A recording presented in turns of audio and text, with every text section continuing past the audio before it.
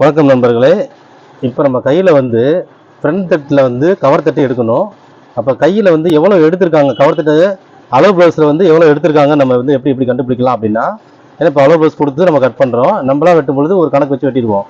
அளவு ப்ளவுஸில் எவ்வளோ எடுத்திருப்பாங்க அப்படின்றத நம்ம எப்படி கண்டுபிடிக்கலாம் அப்படின்னு ஒரு ஆலோசனை. இது பாருங்கள், இந்த சைடை வந்து நேராக இப்படி வைங்க. இந்த கையோட அளவை இப்படி நேராக வைங்க.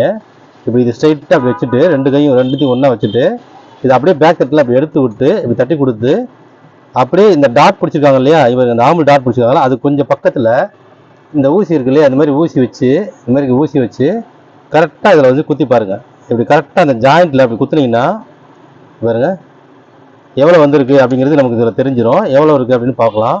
இப்போ 1/2 இன்ச்சு இருக்குது, அவ்வளோதான். இதை எடுத்துகிட்டு அப்படியே இதை இப்படி கீறி விட்டிங்கன்னா அது மறைஞ்சிரும்.